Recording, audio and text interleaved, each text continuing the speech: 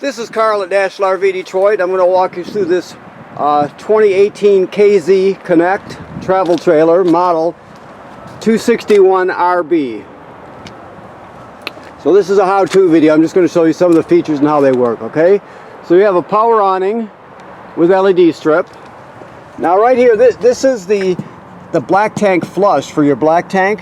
If after you dumped your black tank, you can leave the valve open on the other side, the actual dump valve open. You can hook your hose onto here, turn it on, and flush out your black tank really well. Cleans off the sensors, that sort of thing. So it's a good thing to do. Just make sure you leave the valve open, like it says here on this sticker here. So okay, you have just regular scissor type stabilizers, outdoor speakers. This vent right here is the vent for the range hood. So if you're running the fan in the range hood, always push up on these two tabs and open the baffle so the baffle flaps freely when you're venting. Otherwise, just keep it shut when you're traveling or in storage, that sort of thing. Okay, you have a TV signal out here plus power. There's also a bracket there. This is your furnace vent. Water heater. Let's see what we got here. Okay. Water heater is, let me see which it is, both gas and electric. So the electric switch is down here.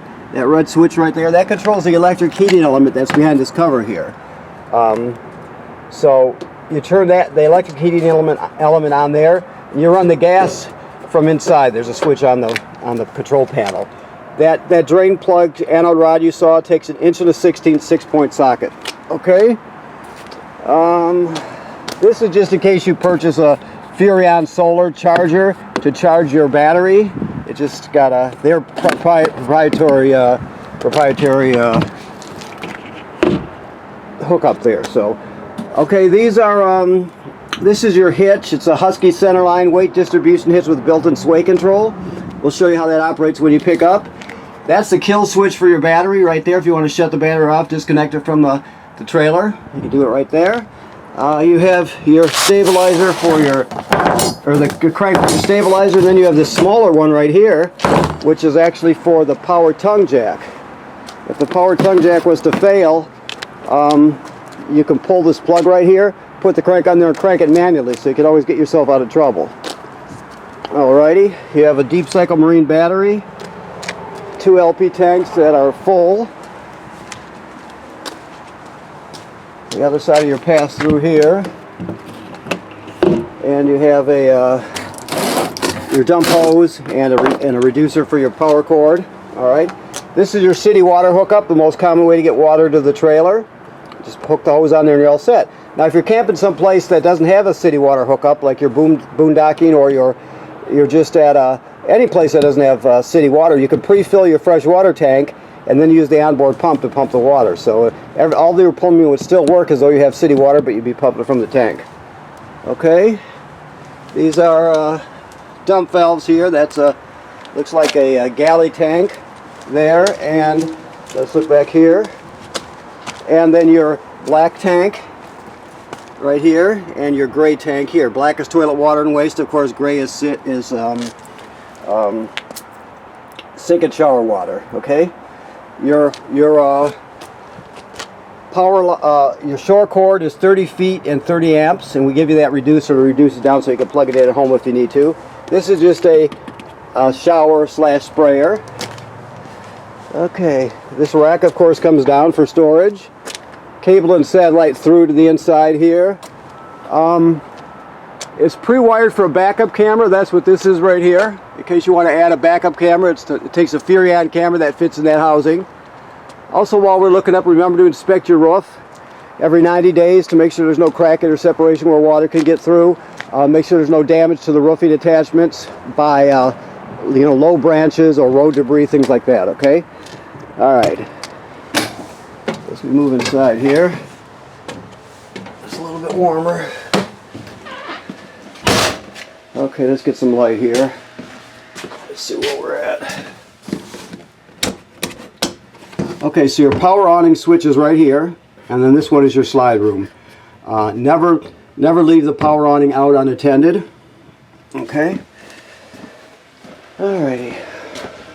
Fireplace, which is also a space heater. It kicks out pretty good, so you don't always have to use your propane furnace. If it's not super cold outside, you can just run this. Your sound, basically you can play CDs and DVDs here. It has an AM/FM radio. Excuse me. You can stream off a USB right here. It has a Bluetooth, so you can stream wirelessly from your phone or your tablet. So it does everything you need and then some. Of course, TV works like any other TV. This device down here is your power converter right here. This converts AC to DC power. So right here you have regular 110 circuit breakers like you'd see at home, and they're all labeled, right? Then you have 12 volt DC circuit breakers here, and they're all labeled.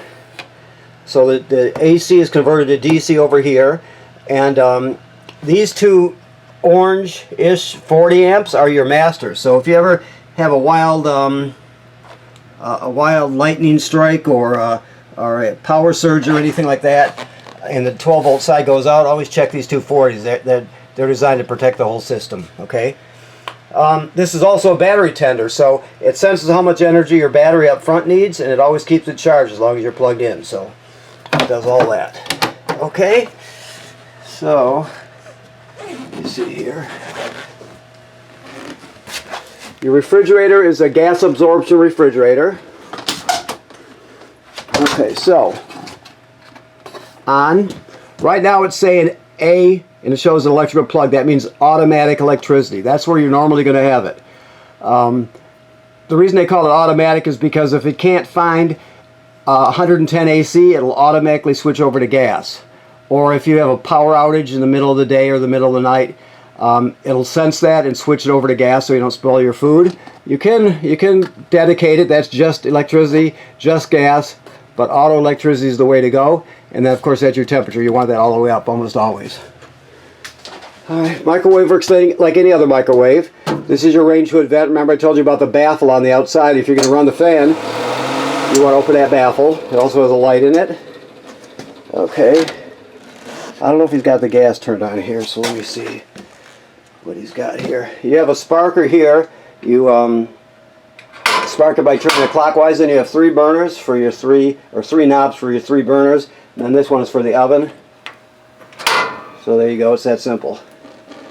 Okay. The oven is a little different. There's a pilot light all the way to the back. So you have to light that manually. Use a lighter with a long neck like a grill lighter. What you do is you go to pilot, then you depress it and keep it depressed during the whole lighting procedure. Then you're going to light the pilot light. After it lights, you still hold this in for another 30 seconds or so, or excuse me, about 10 seconds or so to heat up the thermocouple. Then go to whatever operating temperature you want.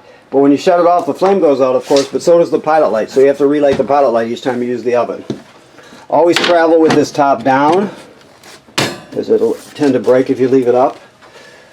There's your sink. Works like any other sink. These are your keys right here.